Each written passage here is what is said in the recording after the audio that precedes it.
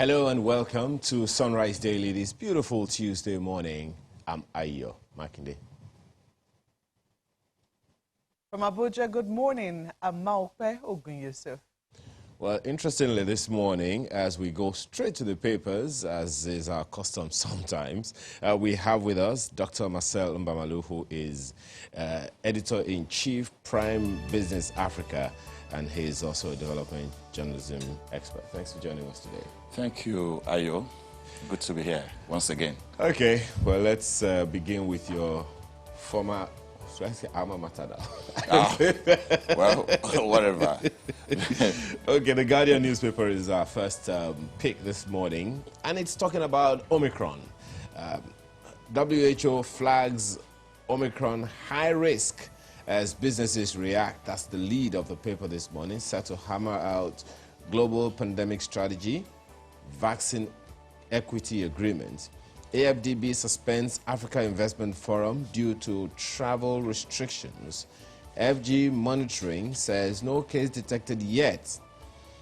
PSC variant may be on its way to Nigeria. Government to issue new travel guidelines today, insists federal civil servants must show evidence of being vaccinated tomorrow. That's the 1st of December, going by the earlier made deadline that was stated. What do you make of all of this? Omicron seems to be becoming increasingly famous. Yeah, we've been here for at least going to 2 years now. We've been with COVID, and I know that time it came up in early 2020. World Health Organization warned. It said we're going to live with this for a very long time. It's going to be like HIV. It might not really go as we had thought, you know.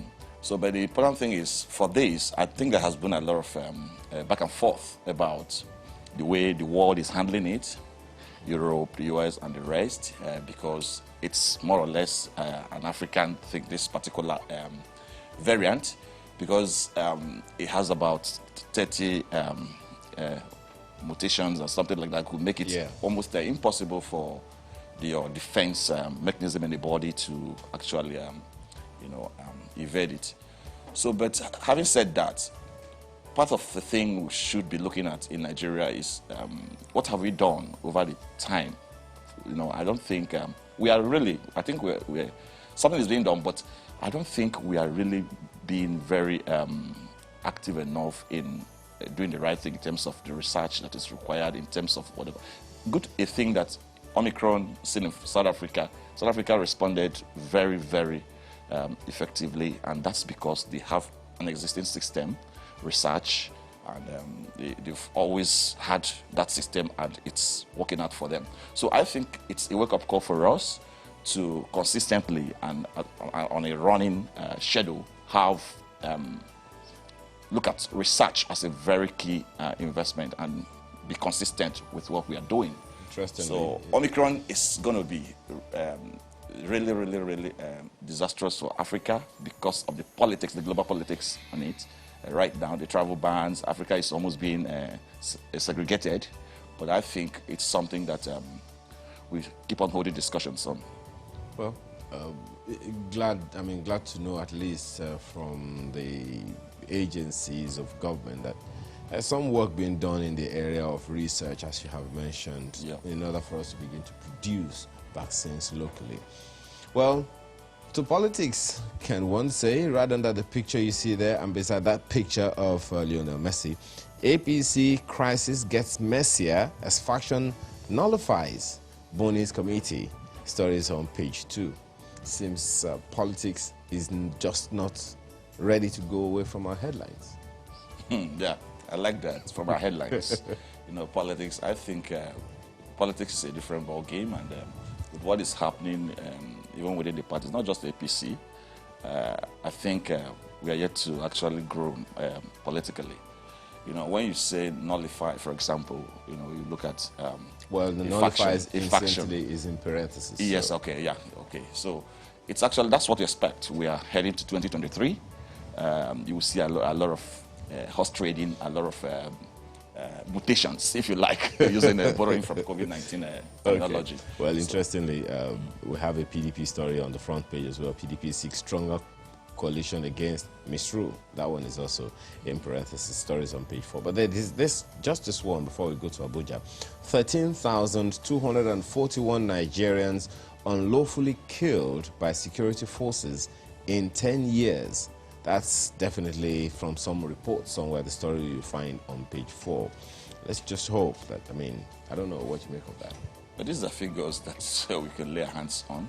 One of the ones that are not documented. I think there's been a lot of, look at NSAS protest, look at the issues around, look at the ding-dong, look at the propaganda, look at all of those. I think Africa, not just Nigeria, you know, is still backwards in terms of human rights, in terms of extrajudicial killing and all of those. I think we need to wake up.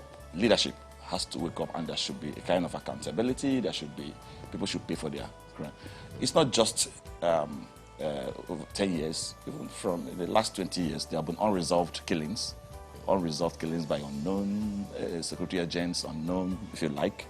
You know, I think the moment we begin to, you know, hold people accountable, those in leadership, those in the military, those in the other security arms of government accountable, then we begin to have traction in other areas, not just security, even in physical development, even in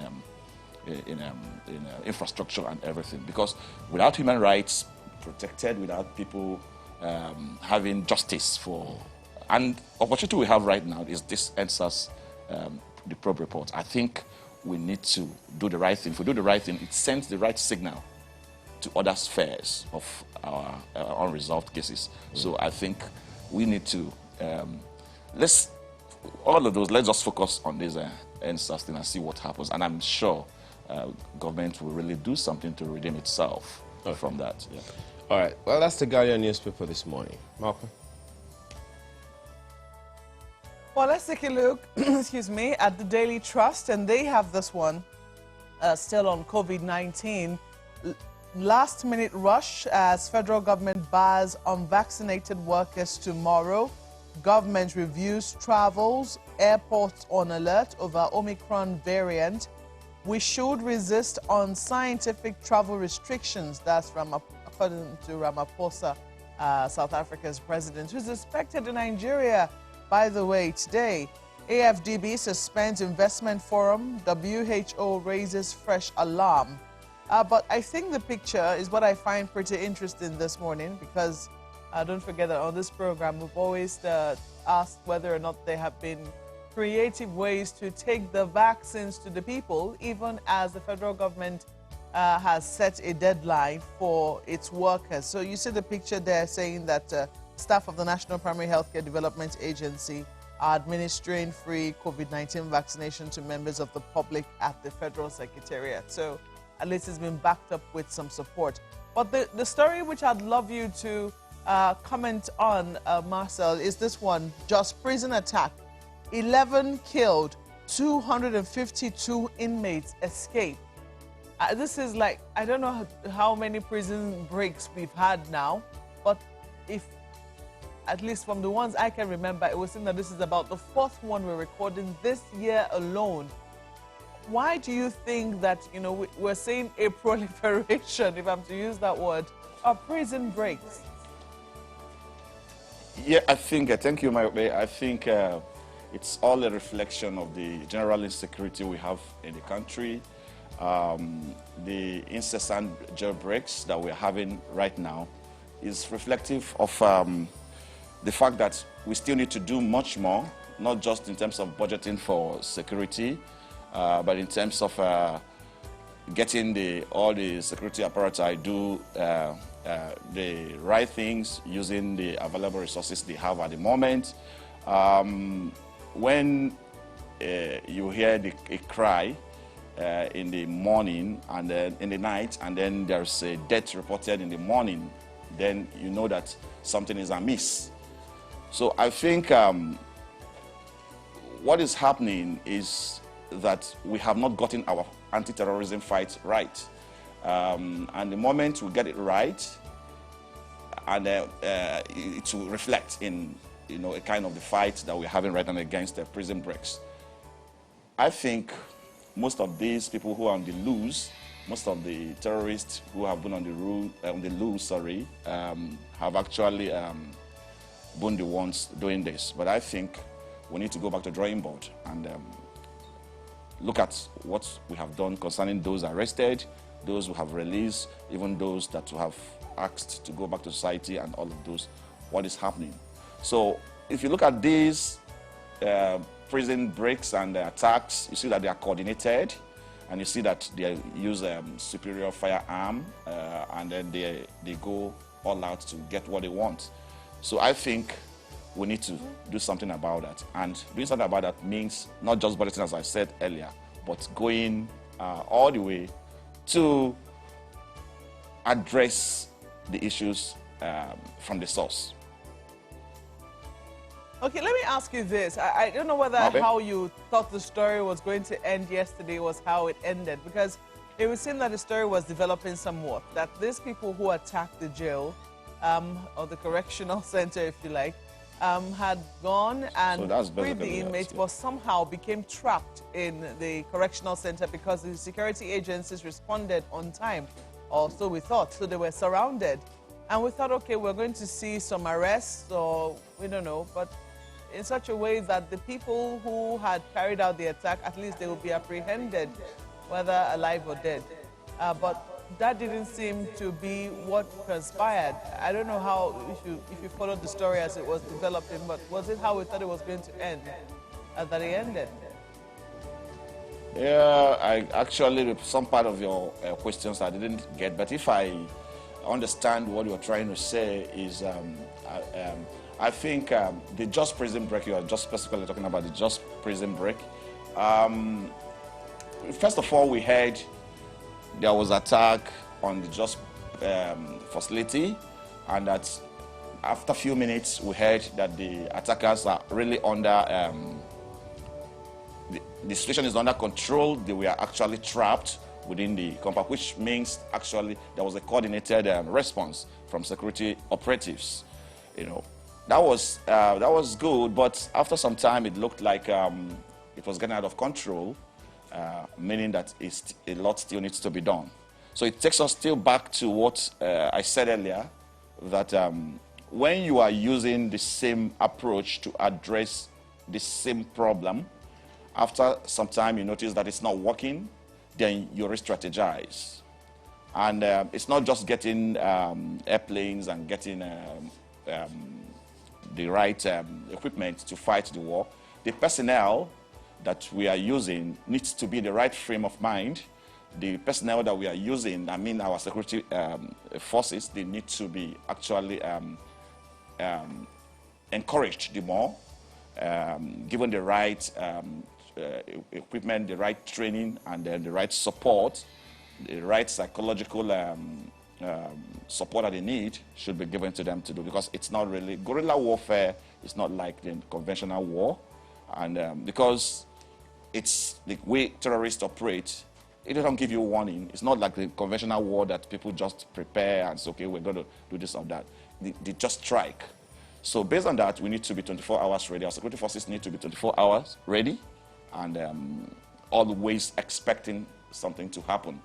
So, and for that to happen, then we need to put, the personnel, the military personnel, the police force, and all the security operatives in the right frame of mind, the right motivation that they need, the right salary, the right payment, the right welfare packages that they deserve should be given to them. Because when you are doing the captain, then you are ready to die. But if you are ready to die, and then you look back and see that you don't have the right support for your family, the right insurance, the right everything. I'm not saying there is not, but I'm saying we need to look at that. For us to win the war against guerrilla warfare, against terrorism, against attacks like this, then our security forces need to be well motivated, need to be really, really ready to go all the way out against this terror situation. And that's it. I think having deployed a lot of money, a lot of resources to fighting this if you look at the budgets over the years, I mean, it's colossal, showing you that it's not really about the money.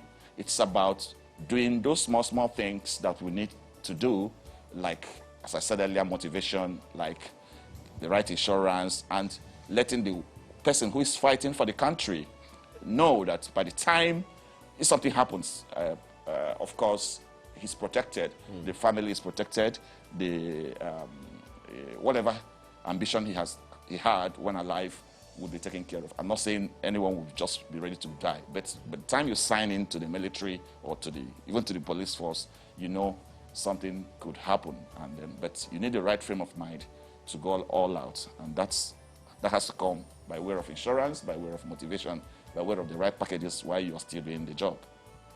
Yep. Okay, it's a fine place to leave Daily Trust, even as I'm staring at this story. Kaduna Abuja train, racketeers connive with officials, buy tickets with fake names. Well, they need to take a look at that. But let's leave it there for Daily Trust. Ayo. Everyone really does have a job to do on that one. Well, Nigerian Tribune leads with the COVID-19 Omicron variant story as well. That's what you have on the front page. FG puts Nigerians on alert. You'll find the details of the story on pages 4 and 5. And look at the riders. Canada detects first cases from 2 travelers from Nigeria. And meanwhile, federal government says, we don't have the variant in Nigeria, at least it's not been detected. So then this one, Ayade suspends 2021 Calabar Carnival. World must prepare. Omicron poses high global risk, says WHO. Life, job becoming difficult for the unvaccinated. And then has a list of what to know. Well, the interesting angle to this is that Canada detected its first cases from 2 travelers from Nigeria. I think it's time for some, what's that word now, contact tracing? Yes, exactly. And Ayo is very interesting now, because when you talk about the fact that the 2 cases they've just detected are from Nigeria, that's, they have source, traveling source is Nigeria. You know, it gives a cause for alarm, gives cause for worry. And that brings us to the fact I keep talking about, which is what actually is the rate of testing that we have in terms of, when you say you don't have a case like this, you know, is it foolproof? How would you say assuredly that, I mean, you know, as we know, people, sometimes it's just voluntary. Many people don't even know that they have it. Exactly, that's the point I'm making. So is it a question of government not testing or people not even, you know? So we need to ramp up. That's the point I'm making, that we need to ramp up. When you say we don't have that yet, South Africa and Nigeria is just like one country. You know the volume of Nigerians who go to South Africa and come back and vice versa. So you know that actually, if it's in South Africa, if it's in Africa, any part of Africa at all, then you know it could be in Nigeria. Okay. So the fact that, what I'm trying to say in essence is that we need to ramp up testing. We need to encourage more people. What the federal government is doing right now is very good, going to the Secretariat to do testing. Okay, well, right under the nameplate, Kaduna begins 4-day working format for civil servants. Stories on page 25. And this interesting one, on page 30, states funding police. That's Governor Fayemi saying that the states have already been funding police. This is a well-known fact, right? Yeah. So one just wonders in what context that is when you want to find out the details. Above the nameplate, fuel price hike will compound hardship of Nigerians, ascribed to northern leaders. Differ on designation of bandits as terrorists. Warn against release of Nnamdi Kanu. Well, it's even that alone, it's like a whole newspaper, if you ask me. But what do you make of that? A lot of issues. Let me speak specifically about the fuel situation. They're talking about fuel price and all of those. I don't know what we are thinking at this time. Removing subsidy from, I'm not saying, as a business journalist, I've always talked about the need to, if you want to not privatize, if you really want to deregulate, then you deregulate fully. You don't do partial deregulation. When you do partial deregulation, you open the door for a whole lot of abuse and maneuverings, and that creates a whole lot of inflation and compounds the very problem that you're actually trying to address. So I support deregulation, but it's a kind of a systematic deregulation, a clear deregulation that you will do, and then you know that you leave the market for the private sector. Actually, government is actually importing fuel. It's importing. NNPC is still more or less like when I say more or less, like the monopoly for fuel importation, even when we can't refine our products here in Nigeria.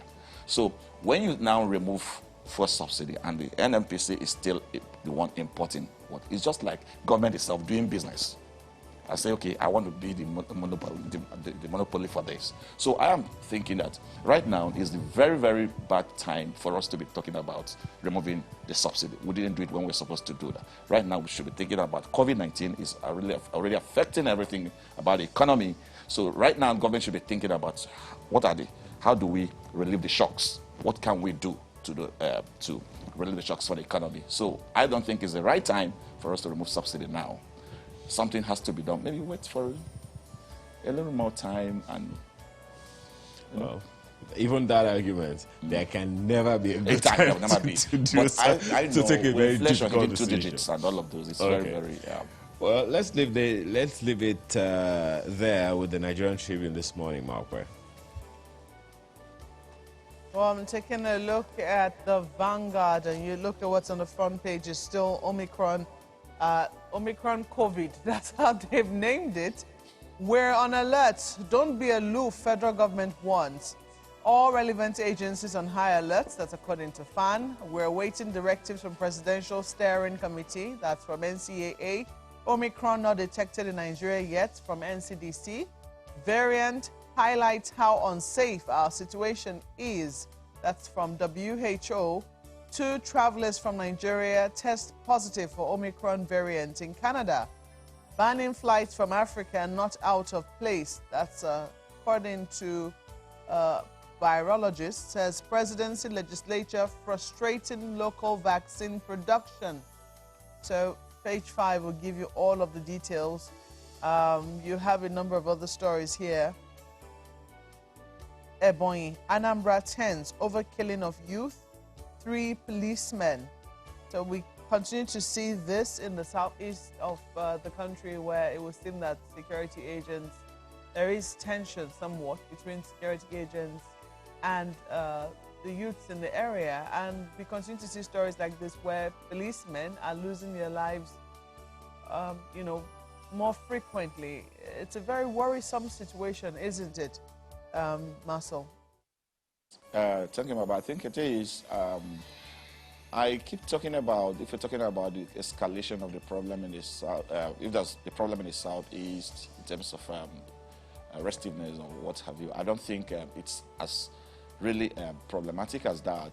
But there is this idea that is gaining traction, the issue of the drug, the issue of olomili and all of those. And I think it has a way of creating some of these scenarios that you're talking about. And it's good that some groups in the southeast, the Ohaneze, the Nzuko-Muna, the rest of them, they are talking, and the leadership entirely in the southeast are talking to see how to, on their own, fight against this issue of it was called crack cocaine. Actually, that's olomili. When you talk about olomili, it's like a crack cocaine, and it's gaining traction because COVID has actually created problems for some drug traffickers and things like that. So it's kind of in Nigeria, it's kind of localized. And then in different parts of the country, you see crack cocaine being diluted and being used for other things, making it very accessible to young people, the bricklayers and all those. And then what have you, drug abuse, people use that, and when they take that, it creates a kind of fake energy in them, and they begin to do certain things like rape cases and all of tourism, not just in the southeast. So I think law enforcement agencies should look at that drug abuse case, it's silent, but almost in the streets, some streets. You have in some parts of the country, not just in the southeast, crack cocaine is gaining traction, and we seem not to be doing much about it because the information is not really out there. You think it is silent with all the headlines it's making? Yes, the point I'm making in terms of the actions being taken, corporate actions being taken. Right now, the actions that are being taken are just individual actions, willing or the kind of actions taken by communities, groups in the area, and all of those town unions that are coming out to say, this, we're going to do this, we're going to stop this by hook or by crook. So I want a situation where government itself will, federal government, state governments will rise up to that to say, let's take this. National Assembly should even look at that so we can nip the problem in the bud before it becomes a problem. If you look at what happened in the Northeast and all of it started like that. Drug abuse. Okay. Talked about codeine and all of the way of mixing things and whatever. And before you know, the youths began to take that. And what you had subsequently was a kind of escalation of violence. Rape cases from there, and then terrorism got even worse. So if you don't nip the problem of drug abuse in the bud, then you over time you're going to get cases like what you have in the Northeast right now. Well, as we know, government always has its job cut out for them. For now, we have to thank you very much for your time this morning. Thank you. Dr. Marcelo Mamalu is Editor-in-Chief, Prime Business Africa, and he's also a development journalist, journalism expert. Thank you very much. Thank you very much, Ayo, and good to be here. All right, so we take a break now, and right after which we'll take on the issues for the day. Just stay with us.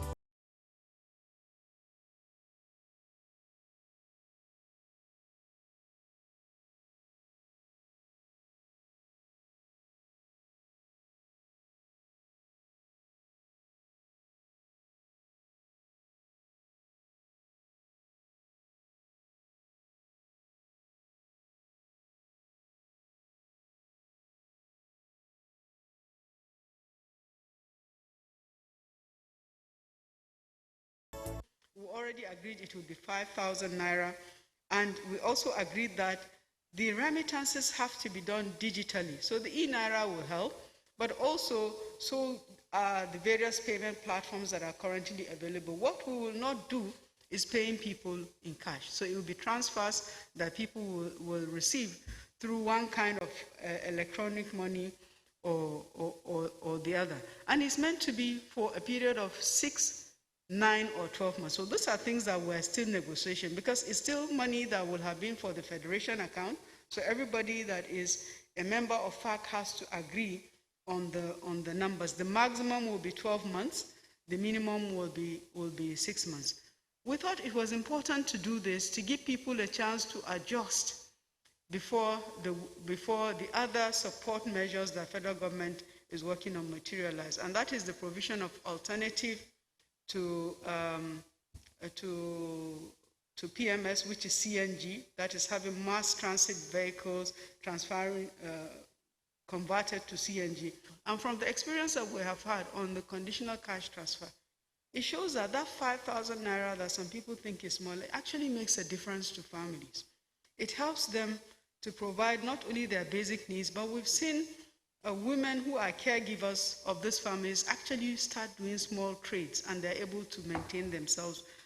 We wish we can do more, but we're also limited in terms of the maximum of what government can afford to do at any point in time. And then there's nothing stopping the states to add more than the 5,000 that is going to come from the federation pool. So some states might decide to do more where they can afford it, but federal government right now is just looking under the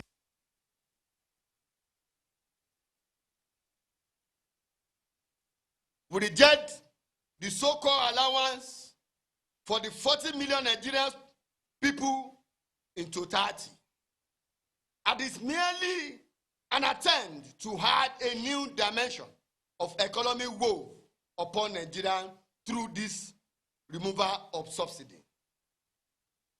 We wish to state further that before federal government can take any decision on the removal of the subsidy, it must be first demonstrated goodwill by ensuring that the NNPC makes the 4 refineries we have in this country work at full capacity so that to determine the exact cost of refining the product in the country and why we have to continue importing refining petroleum products in our country. Nigeria cannot continue to use this cost of implication of the petrol as a benchmark for determining the appropriate price of the product, especially the PMC, since it refined in our dear country, will not involve the same cost as important of refined products. Nigeria will be shut down should the federal government attempt to remove the fuel subsidy as allegedly being proposed. I repeat, Nigeria will be shut down should the federal government attempt the removal of the fuel subsidy as allegedly being proposed.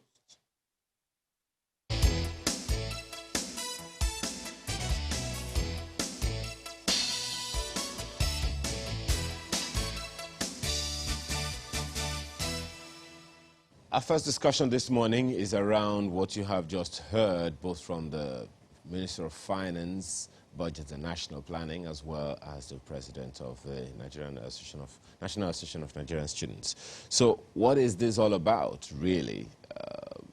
What understanding do we have and do we need to have in order to be able to take ownership of some of the policies that government is coming up with? Well, to have a conversation with us this morning, we have Joseph Nwakwe, who is a former chairman, Society of Petroleum Engineers, Nigerian Council. He is a former SA to Minister of State for Petroleum, as well as partner, Zera Advisory and Consulting. He joins us virtually this morning, along with Joe Ajero, who is Deputy President, NLC, and General Secretary, National Union of Electricity Employees, NUEE. Gentlemen, thank you so much for joining us this morning to have this conversation. Let me begin with you, Mr. Ajero. Well, this conversation around fuel subsidy has been on for quite a long time. You want to give us a background as to how far so far, but perhaps the latest of that is that conversation the federal government started with Labour late last year around this whole subsidy thing. What's the latest on that meeting? Well, thank you very much. This is timely.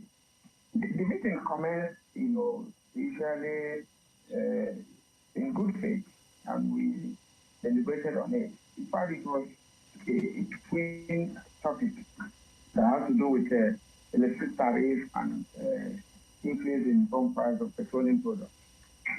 Then committees were set up, subcommittees on petroleum, subcommittees on electric tariff.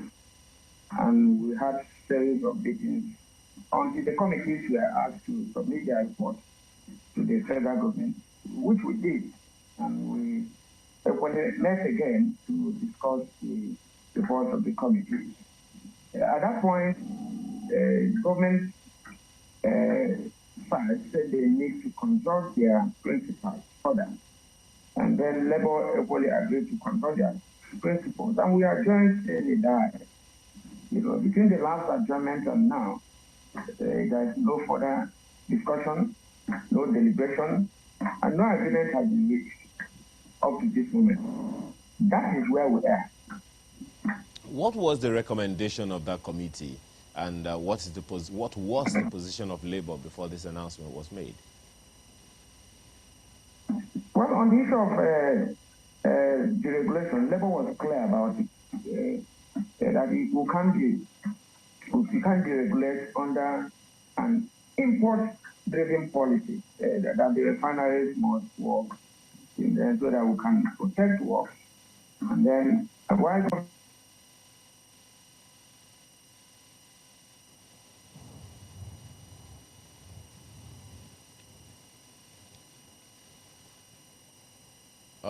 I think your microphone is on mute, Mr. Ajero. Okay. Okay, go ahead. I think I can hear you now. Go ahead. Okay, Labour agreed. Labour insisted that you have to, repair the refineries, let the refineries work before you talk of deregulation. It wasn't a blank no to either subsidy or no subsidy, but Labour said let the refineries work. But as long as you import, PMS into the country, you can't talk of, removing subsidy, because we equally expose Nigerians to the vagaries of the so-called market. Because we discovered that the majority of the problem is equally on logistics, the cost of shipment, cost of import, landing costs. And in fact, it was clear that even to move the products from Apapa airport where they land to other parts of the country on a daily basis, the country spends up to 7 billion, to transport it. And we now agree that, well, if you repair the refineries, which, the policy and the promises of repairing the refineries have been on since 2015, if you do that, then so be it. We can look at what the removal of subsidy is all about. Because if you remember, in 2016, when they moved the price to 145 naira per liter, they said they have removed subsidy. So you discover each time they announce the so-called removal of subsidy, it's all about price increase. And you can't continue to impose prices or dictate prices in a deregulated economy or in a deregulated market. So that is our position, that, well, first things first, let's repair the refineries, preserve jobs, preserve work, then reduce cost of importation, the landing costs, admin costs, all those costs, that even the present price of PMS, we even reduce if we do all this. That's the position of Labour. Okay. Well, Mr. Wakwe, you heard the position of Labour, and I'm pretty sure that government has its own position as well.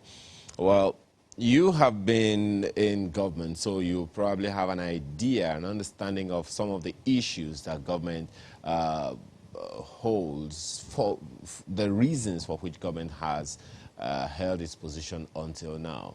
What is your take on this perspective? Well, I'll start by saying that it's clear that deregulation, there's a difference between deregulation and subsidy removal. I think we always have to go back to the basics. I appreciate the position of Labour, and I understand it. What we really need is a fully deregulated market in the near term. However, the journey to getting there is where the issue. I think everybody, including Labour, agrees that we need to fully deregulate. The challenge is, how do you do it? I think this is where there is a challenge. The PIA, I think it's section 317, did clearly say that the minister within 3 months is supposed to come up with a transition plan. And I had hoped that that plan will be developed with Labour and all critical stakeholders. So that's really what is missing. I think that the engagement with Labour has not happened. That's why we're having all the issues we have today. So I still hope that the government will get Labour and other stakeholders into the room and develop a transition plan that includes deregulating the sector. I think that's really what should happen.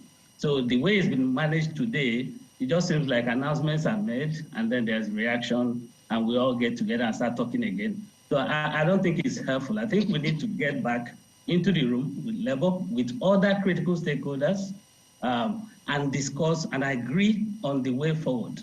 I think that is what I would recommend. I'm no longer around government, I'm a private party. But I think that first and foremost, we need to agree that subsidies, the market needs to be deregulated, and that includes removing of subsidies. But what we haven't agreed on is how to achieve that. And I believe some stakeholder engagement is necessary to achieve that. So a little understanding of the difference between deregulation and fuel subsidy. You said fuel subsidy is an element of deregulation, and hopefully, all of that conversation is going on. Well, you may want to give us a little more understanding of that, but perhaps it also includes Labour's position about the refineries. If the refineries were working in the country as they should, 4 of them, rather than work, the audited report of the NNPC says that they even recorded losses. So is Labour's position out of place, or is it's just a utopian desire or expectation of Labour that the refinery should work and then deregulate? Well, I will say this. Every Nigerian hopes that the refineries work.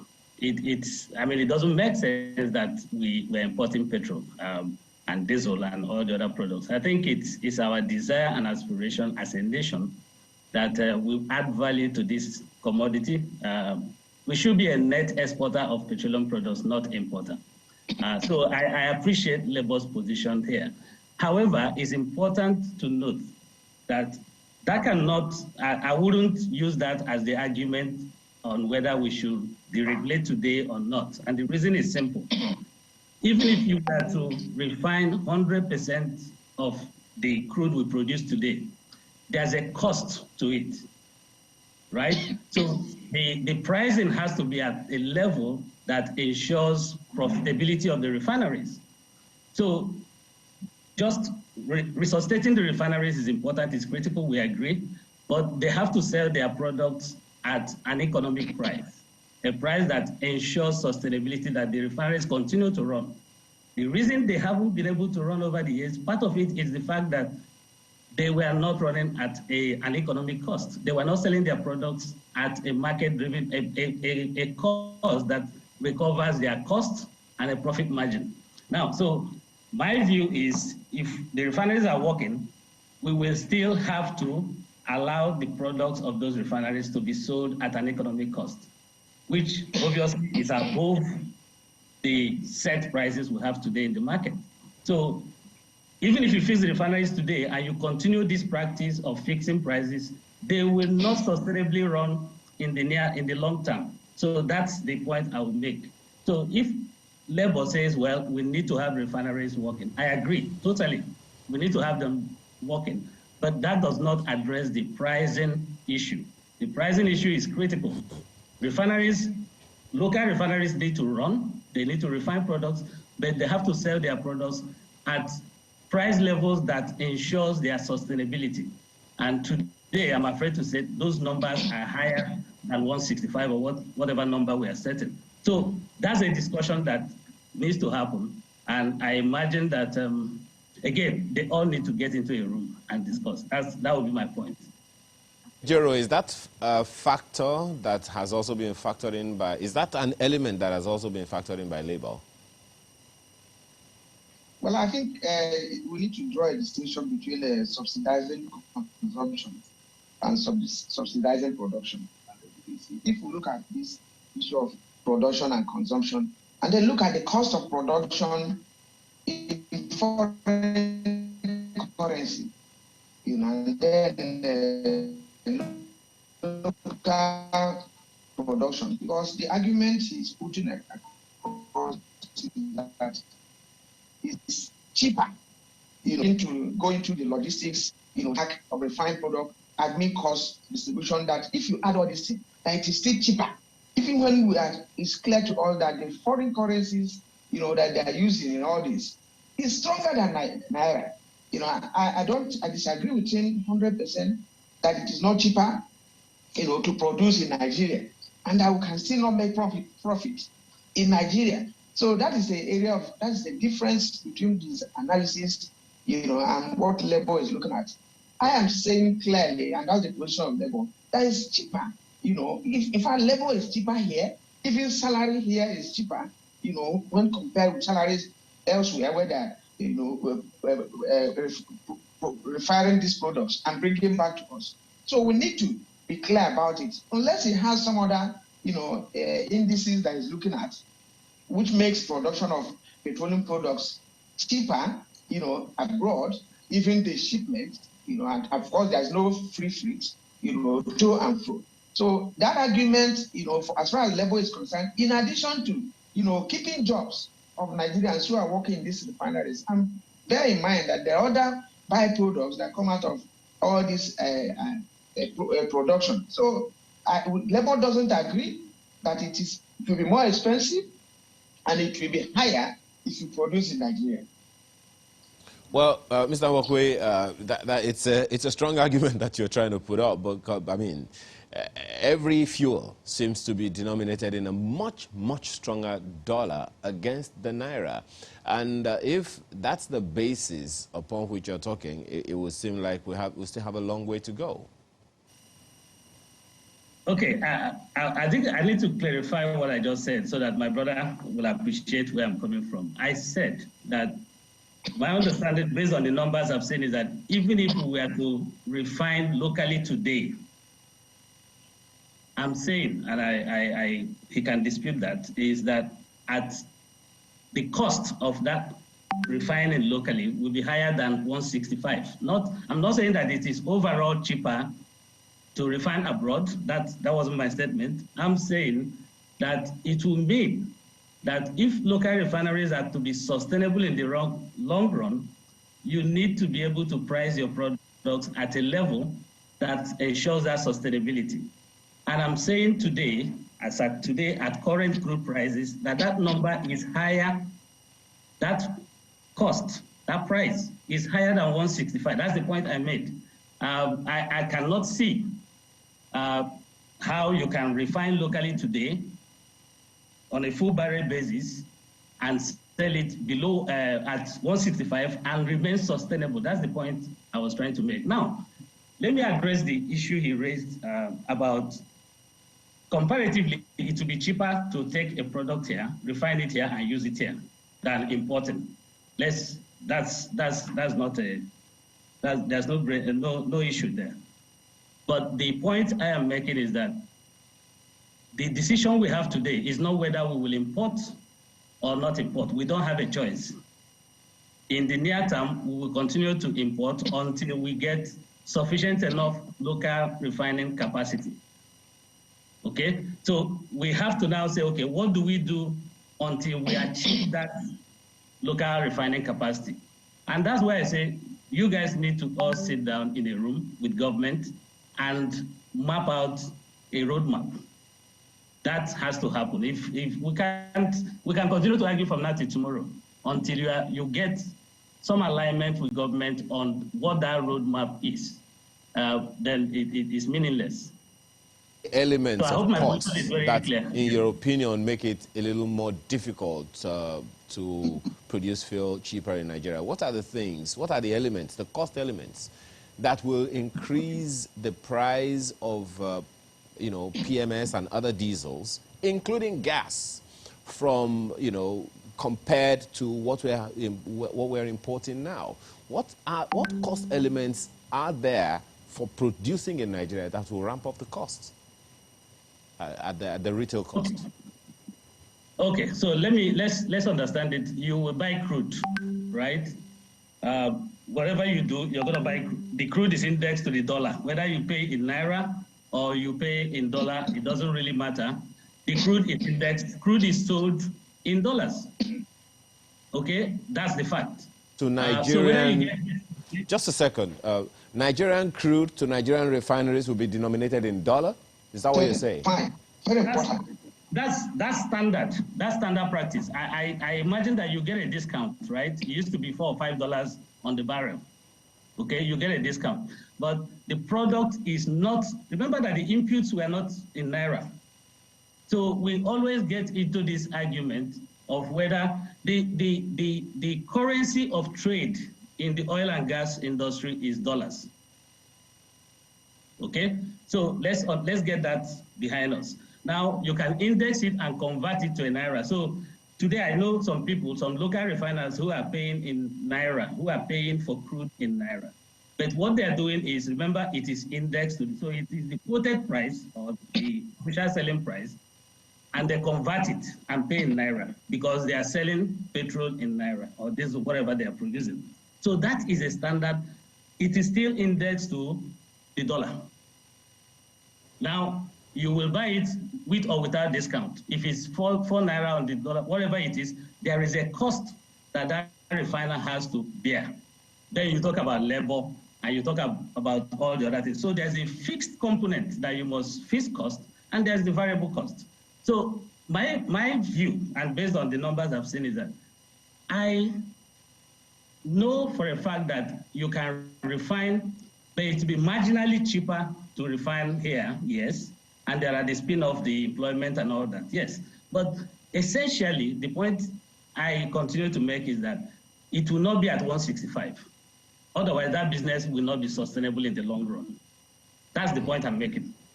Well, Mr. Ajero, is this part of a conversation Labour will be willing to take up with the authorities before the time comes? Because really the time is on us now. Has Labour initiated any conversation with government on this issue? Well, I don't think that any patriotic Nigerian will bring this issue, before the table. The issue of saying that the product produced here, will be indexed on the dollar. I would rather toe the line of what my grandmother used to do when we produced cassava. We'll take away the one we are going to use in the house, and then sell the other, to outsiders or to the market. I wonder why she will now index the one we are going to use for local consumption, the one she's going to use with her children and grandchildren in dollar before we use it. That argument does not hold water. That argument has some element of sabotage, to index. But what he's saying, Mr. Ajero, what he's saying is that's industry standard. That is what has been happening over the years. That is industry standard. No. Then there's something wrong with that, because that is why all OPEC countries.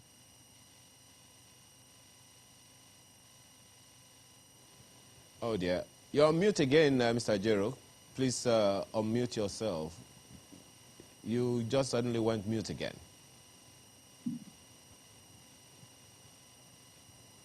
Mr. Ajero, can you hear me? If you can hear me, please try to unmute yourself. We can not hear you any longer.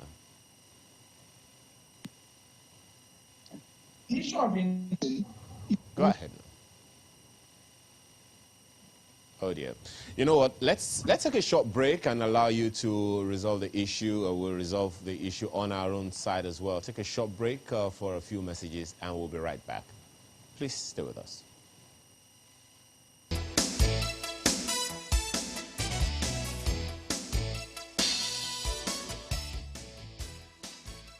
Thanks for staying with us. Two gentlemen are still with us this morning on this same issue we have been discussing for a while. Joseph Nwakwe, a former SA to the Minister of State for Petroleum and former Chairman, Society of Petroleum Engineers Nigerian Council, as well as Joe Ajero, who is Deputy President, NLC, and General Secretary, NUEE, that's the National Union of Electricity Employees. Well, let me come back to you, Mr. Ajero. We were on a conversation just before we took the break, and you were trying to make some point. Please go ahead.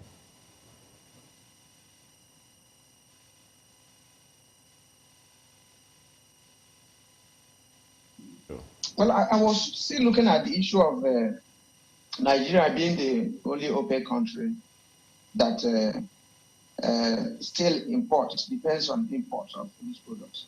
But all other countries that produce petroleum, crude, refine it there. And it doesn't make any economic sense for you to produce, say, cassava in your house, now sell it to the market where they refine it to become gari, and then you go back to the market and buy gari as a finished product after the person might have added all the production costs, frying it, and then their own profit on it.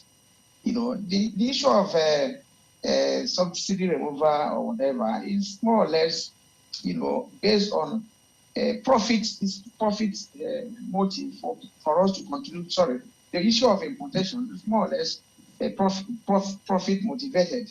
It's not because if we refine in Nigeria, we are not going to have it cheaper. I beg to disagree from what he was saying, because if you are indexing the price of crude on dollar, are you going to index the cost of labor on dollar and some other costs, in the same currency?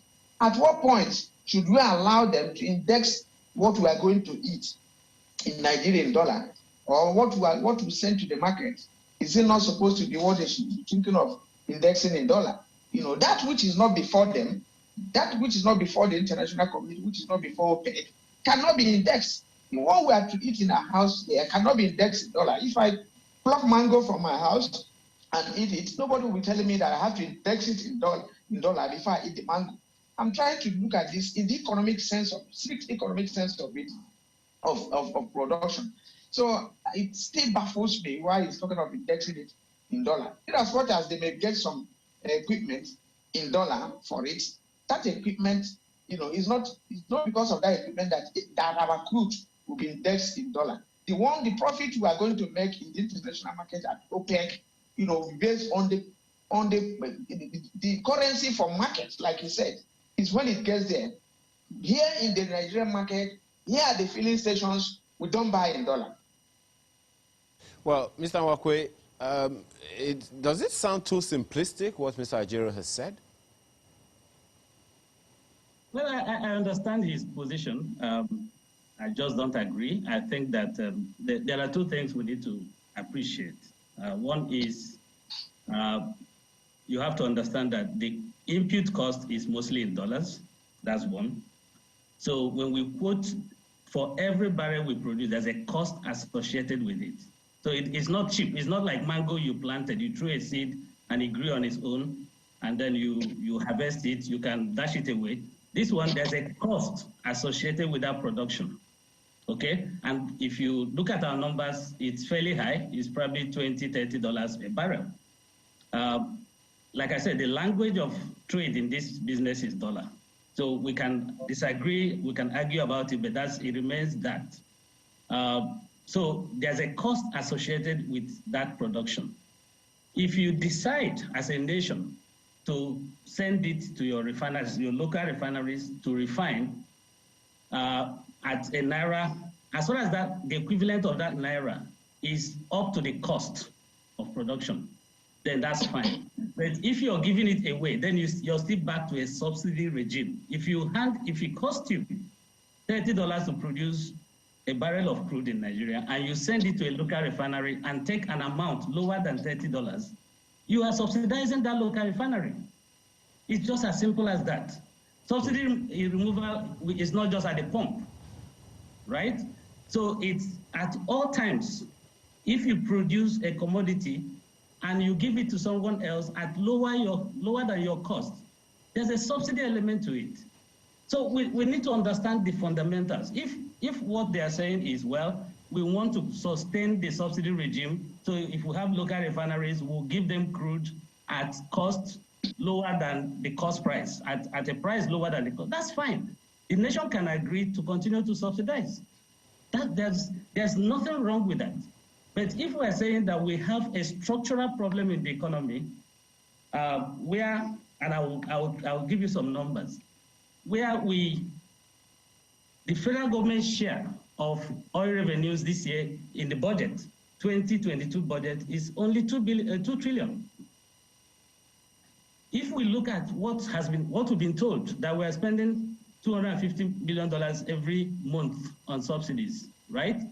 It means we are looking at a subsidy bill of $3 trillion.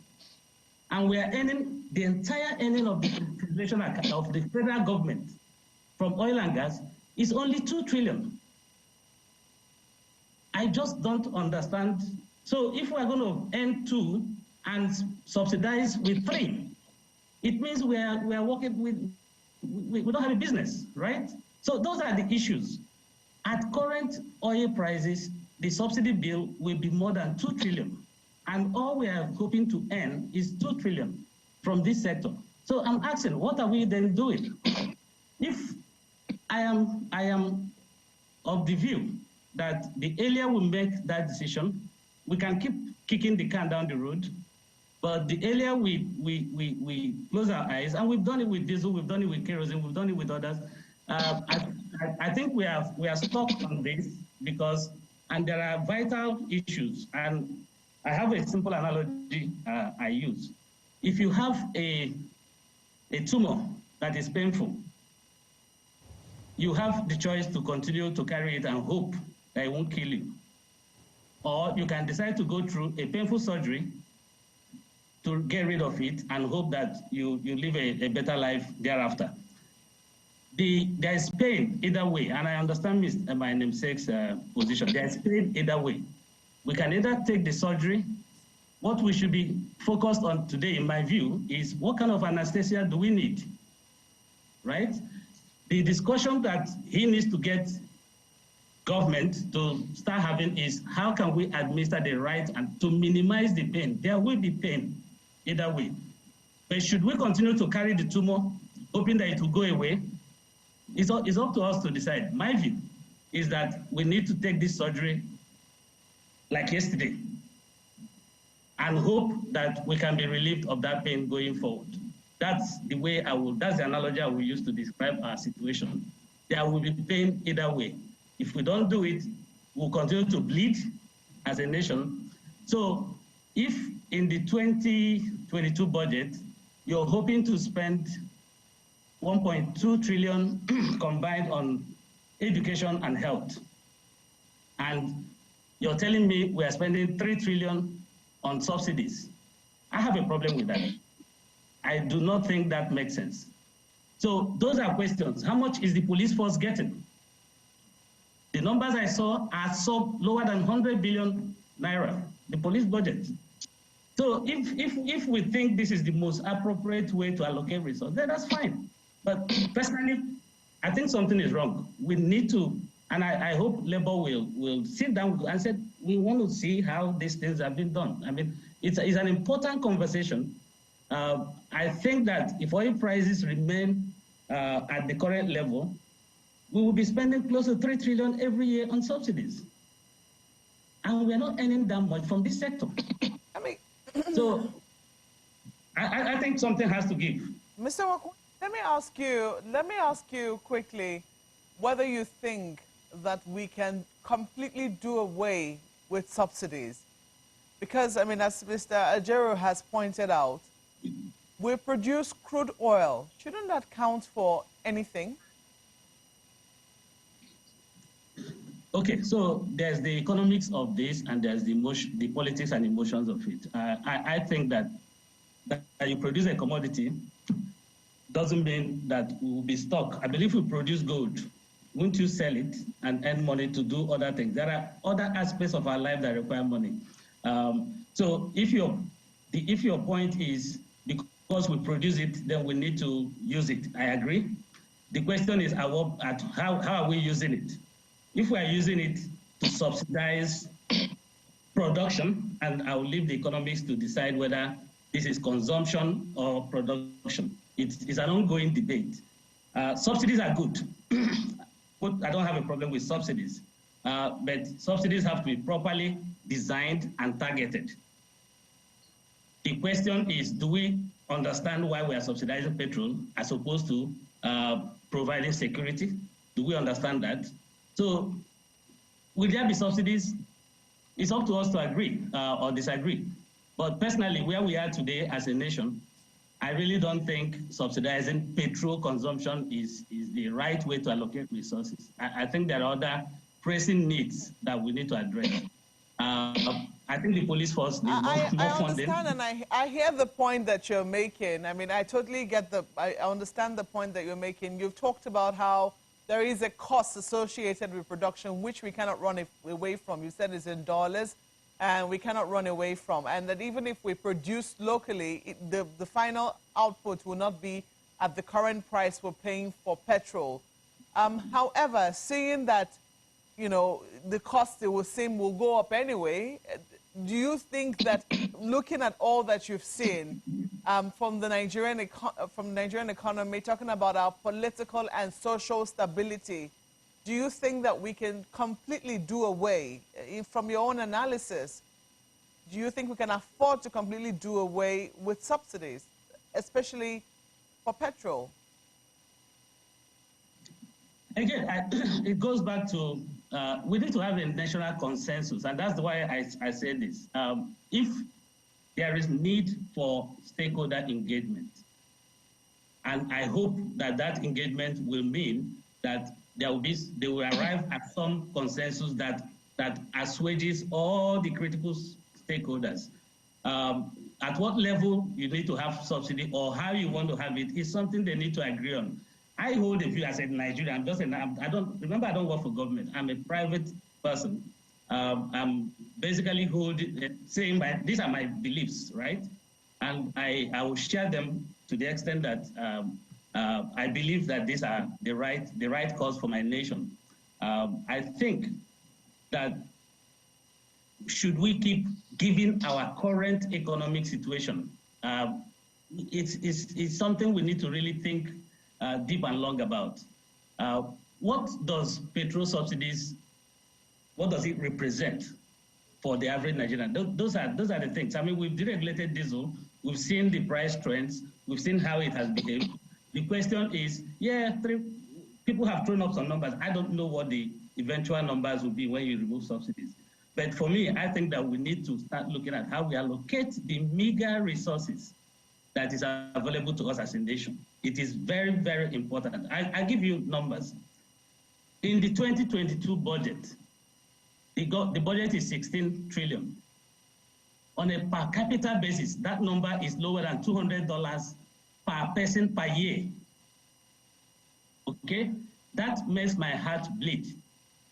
What does $200 mean? That's what the federal government intends to spend on you and I. Okay? Out of that 200 plus, less than 200 actually, out of that number, $80 is borrowed funds, right? So we hope to spend on you, Maobe, $200 in a year, and that's everything: security, water, health, everything, education. And we are borrowing $80 of that amount. So that means what we're actually producing as a nation is $120. And part of that, approximately, if you take the numbers they have released, another $15, $20 is to subsidies, petroleum subsidies, not power. So we need to step back and start asking ourselves, are we allocating our resources right? Okay, if our resources are so meager, should we not put them where they will make the most impact on our lives as a nation, as people? Okay, so you've made your point, and I think that people are free to choose where the most impact of their lives, is, because there have been, this is not the first time that we've had this argument. There are those who say that, look, the only thing that they're certain of that will hit them directly is the cost of fuel, the cost of, maybe fueling their cars and transport. There are those who make that argument. Let me send this now to Mr. Ajaero, whether he agrees with your argument and whether he thinks that we are allocating resources as wisely as we ought to. Well, thank you very much, Mogwe. You see, there are few things that are playing up from the analysis he's given. First, if Nigeria doesn't have crude at all, and they are importing, is it going to be cheaper or more expensive? Two, if Nigeria, has crude, can Nigeria, use what it has without export or import? Looking at all the issues. Or should Nigeria export, what it has and buy back, from the same place he exported them to?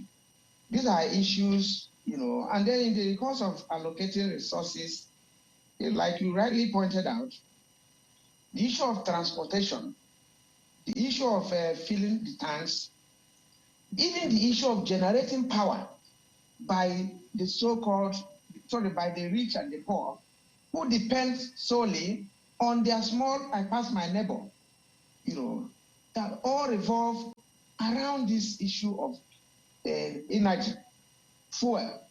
And then until we address it, if we look at it simplistically, as a commodity, just like that, and but not as a commodity that is central to our production, to the livelihood of every Nigerian. He's talking of about $200 allocated to a person. An average Nigerian doesn't believe, that any $1 is allocated to his welfare. They aim for their living. And I'm saying this clearly, whether he was talking about $200 allocated to an individual, that is not the perception here. Not more than 4 million Nigerians are on paid employment. The other almost 180 or 150 Nigerians aim for their own living. And they will tell you that, look, they generate their power, they dig the borehole, they do everything for themselves, they put their children in private school, every other thing you are thinking of. And then somebody is talking about the trillion and its allocation to people and subsidy. If that is the only thing that we are talking of, if you go to the communities, the roads, you see people patching their roads, nobody's doing any road for them, nobody's giving them employment. The security these days, you and I know the situation of security. And then if you touch the issue of fuel, which affects transportation, which affects generation of electricity, if you touch it, you are going to create, a lot of social upheaval in this country that will be worse than the money you are trying to save, in the name of, in the name of withdrawing subsidy. It doesn't go that way. Let him try it. He's talking about kerosene. He's talking about diesel, whatever. I don't know whether those ones are cheaper as of today. So I think we have to look at all those issues that are at the heart of the people, those issues that make sense, both economic and social sense. Those issues that when you touch them, and if you want us to experiment, you will experiment it, the security challenges will be worse. People will be out of school. People will trek. They can't even buy diesel. People can't even buy the little, so they can't even buy fuel. People will even, not be able to generate the little electricity. Now they have talked about band A, band B in the electricity sector. Those bands are the people they expect to receive 16 hours, 20 hours of electricity, and they belong to the rich. So all these things he's thinking of is a situation whereby the social safety net works. If the social safety net works in Nigeria, and there's, old people's benefit, people receive their pension, there's public transportation, there's public school, you can talk of all these analysis thinking of. But now, the way it is, as a country that is underdeveloping, all those things can't work here. It's a very, some people say we're in a catch-22 situation because we have been on this subsidy debate for a very long time. This is not the first time that it's sprung up. We've had very intense debates. We've even seen a removal at some point, and government has had to go back as a result of it. But we know that at some point we need to move forward because we cannot remain on this conversation. So, Mr. Jero, I'd like to ask you, before I throw it back to him, what do you see as the way forward, looking at our recent history and our conversation with petrol subsidy? Well, there is no solution to all this problem until our refineries work. And refining is not a rocket science. Go to the Niger Delta, they are busy pursuing people who are refining, even with drones here and there. And if you legalize that, Nigerians can refine locally without what is talking about importing finished products. It's not a rocket science. We can refine what we produce here locally, if you legalize these people refining. Instead of these expenses of shipping it there, shipping it back, adding all these costs. The refineries must work, or else you allow every other Nigerian to use the local method to refine. But if you say you have to, you have to continue to import, so that's the only way we can survive. And then you allow us to face the challenges, of paying what you call the market cost based on your international denomination of the product that we produce here, then it's not going to work. And the Nigerian Labour Congress is clear about this, that you are not going to, deregulate first before the refineries will work. Because from 2002, when Adams was there, this has been the issue. And the promise of making the refineries work has been there. If we are refining what we need here, I bet you we don't need all those arguments about, bringing back finished products and the cost.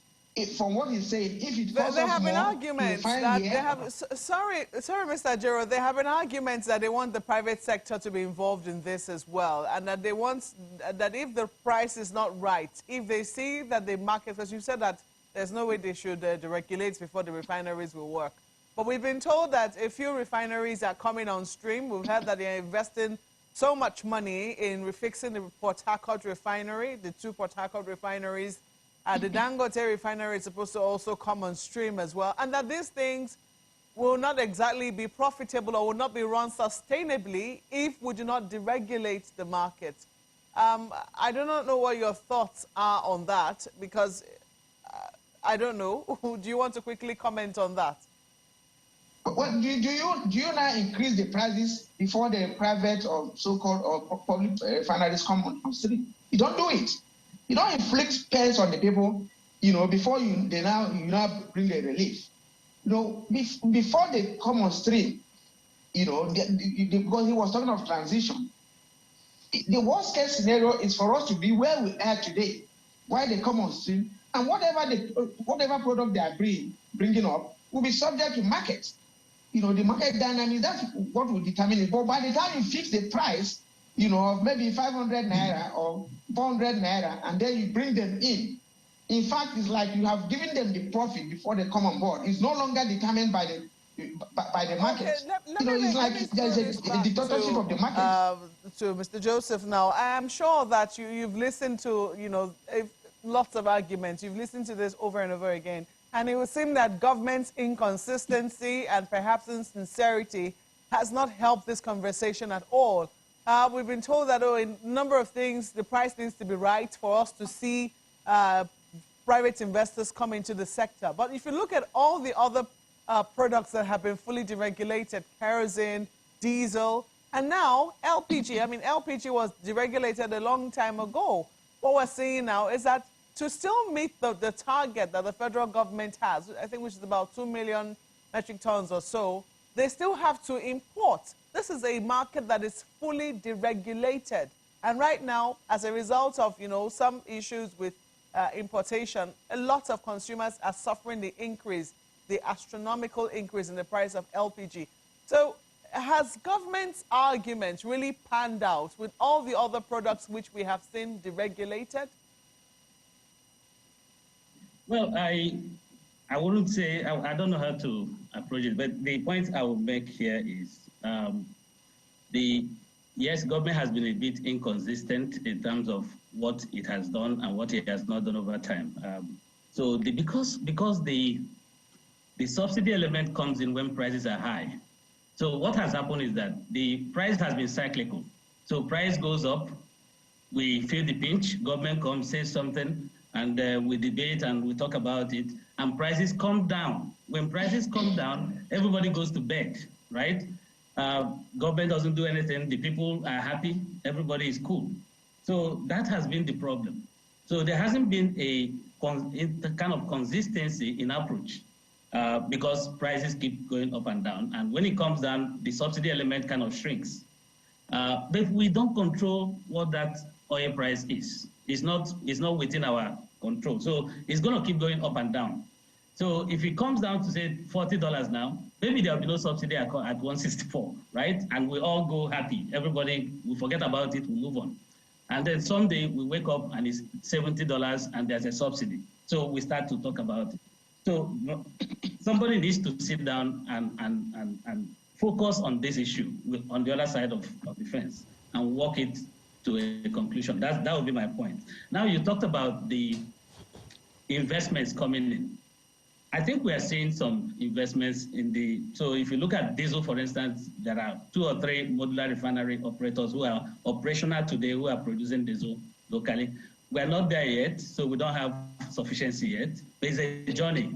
And I imagine that with time, we'll catch up in terms of demand and supply. Well, it will seem like, my apologies, Mr. Nwakwe, it will seem like while it is true that we have to wait to catch up, Nigerians don't seem to be having that patience. And it's as Malcolm mentioned, it's a catch-22.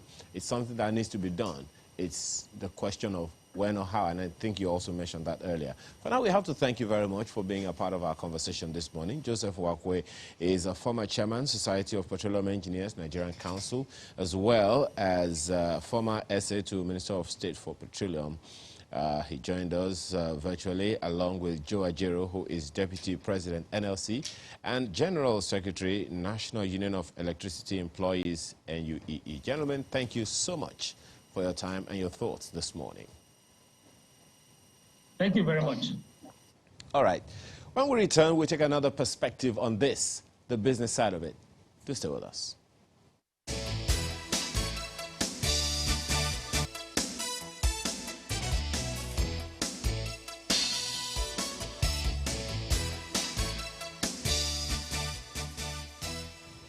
Joining us now to take another look at the same issue from the economic and business side this morning is Muda Yusuf, who is former DG LCCI and CEO, Center for the Promotion of Private Enterprise. Thanks for joining us this morning, Mr. Yusuf. Well, this has been on for so many years, and it's almost like the closer we get to the finish line, then it will seem like something or someone just shifted the goalpost again. This whole full deregulation of the petroleum sector, fuel subsidy removal thing is already generating another set of reactions, as it always has. Where you sit, from what you can see, especially as it affects the economic side, what are we looking at? Yeah, thank you very much, and good morning to all our viewers. Well, this is a very challenging situation, but we must note that we need to worry about the sustainability of this economy. Because whether you are a union leader, labor, private sector, students, you need to have an economy before you can even have a conversation. The reality is that the economy is bleeding profusely, and the economy is highly distorted as a result of this subsidy. And it's not just a question of something of today. We have been on this, just as you said, for over 2 decades, right from the days of Oshomole. And we can see the price we are paying for it. And because we did not do these things early enough, the cost to us is increasing by the day. Now, first, well, it may not be a popular thing because leadership is not about popular decisions. It's about what is sustainable. And it's also about future generation, not just the present generation. So we should not just be talking about the comfort of those of us that are here today. We should also think of the future generation. So the point is that when you talk about my sincere apologies, Mr. Yusuf. My apologies. When you say that you know the economy is bleeding, and this fuel subsidy thing is a major way that it bleeds, a good number of people will agree with you. But that's not the only bleeding source. There are those who have complained about the cost of governance. There are those who point out, you know, some civil society organizations point out the bleeding that happens through the ministries, departments, and agencies. The Auditor General's report... It's already a law, even as we speak.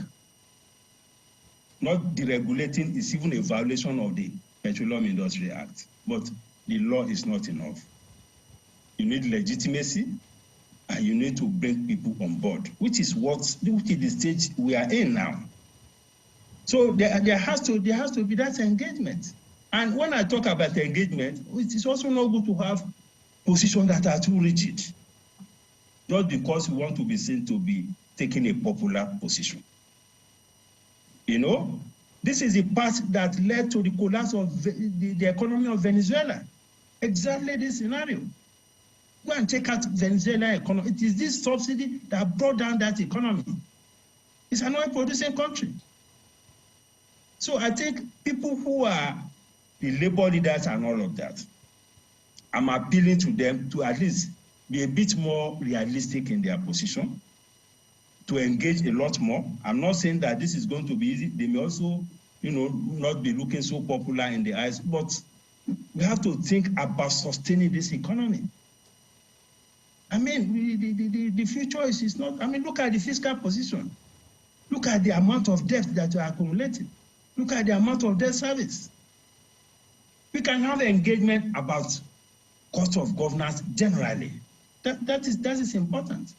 And the engagement should continue. But that is not a good reason to allow this continuous bleeding of the economy. Shouldn't that conversation begin before the conversation around cost of governance begin now as a show of goodwill on the part of government before we begin to talk about this fuel subsidy removal and full deregulation, which will have, as you said, direct effect on the government is already talking about that. They have been talking about this for around a year report and all of that. It's this same labor that is saying that there should be no retrenchment of staff. Is it not? Has labor not been opposing it? Because if you have to implement that around a year report, close to 30 or 40% of the labor force in the civil service will have to go. Is that acceptable to labor? Is that not part of cost of governance? Then, of course, issues of corruption, those things are there, I admit. But we have EFCC, we have ICPC, we have all of them. Also, they have been trying their best. I'm not holding brief for them. But what I'm saying is that we cannot, because of that, now continue with a situation where we're spending close to 3 trillion annually on subsidy. And not just because of that, because of the investment implication, because of the macroeconomic implication, because of the fact that we are almost feeding the entire West African sub-region with our PMS. That is not sustainable. Unless we want to cripple the entire economy. If that is what we want, fine. So what would you... both labor and all of us will suffer it. So just one last one. What would you be telling the average Nigerian now who is definitely, as you said, going to be directly affected by this in the immediate and short term, in the short and the mid term? Well, the thing is that there's no salvation without sacrifice. I know there's already a lot of sacrifice on the table. The government is making a proposal on palliatives. Let us get more views, more opinion on the best way to ensure an immediate cushioning of the impact of this. I think these are I wish also let them know that it is also better for us, for our children, for our great-grandchildren, for our grandchildren, and all of that, that we have an economy that is sustainable. We have an economy that we can grow so that you can create more jobs, you can diversify the economy, and you can stop the bleeding that is happening through this channel. You talk about corruption. The biggest corruption is coming from this subsidy. That is the reality. Okay. Well, we have to thank you very much for your opinion this morning. Mr. Muda Yusuf is former DG, LCCI, and CEO, Center for the Promotion of Private Enterprises. Thank you so much for your time and thoughts this morning. Thank you. Thank you. All right, a few messages, your own contribution to the program this morning. We'll begin with your own Henry Okeke, who talks about the subsidy removal and says the welfare of the people should be at the center of every government policy. Whether deregulation or subsidy removal, if the welfareism agenda of Section 14(2)(b) of the 1999 Constitution is not guaranteed, then government is woefully failing in its primary responsibility. Well, Cosmas Itobore says this: how on earth can the crude that is transported abroad, tow and fro, paid for in higher foreign currencies and imported back to Nigeria be cheaper than the one locally produced? That's a question Cosmas is asking this morning. Well, first us on the same issue, time to leave the realms of rhetoric and face the reality. Many Nigerians will continue to live in poverty if government continues to borrow to subsidize fuel. UK has oil, but current pump price in the UK is about £1.50 per litre, as against 70 pence per litre a few years ago. Building refineries is capital intensive and should be left for private sectors. Who will leave the UK to invest in Nigeria's oil sector where a litre of fuel is less than 20 pence? the trillions of naira we are spending on oil subsidy is enough to connect the length and breadth of Nigeria by modern trains. And Tony Adigba has this. He says, it's obvious that the removal or return of subsidy to fuel has generated a lot of debate. However, can we trust the government? They promised to convert our cars to start using CNG, that's compressed natural gas. Has that been achieved? Big question as well. So loads of questions, Ayo. They continue to remain, and hopefully when we're able to get a hold of government officials, perhaps they'll be able to shed more light on, you know, what they've done so far and what the plans are, what the alternatives are. And you trust that we'll certainly be able to ask those questions for you on your behalf. Thank you so much for writing in this morning and for sharing your thoughts. I'm Maokwe Ogunyusu. I'm Ayo Makinde. Stay with us in channels and have a wonderful day.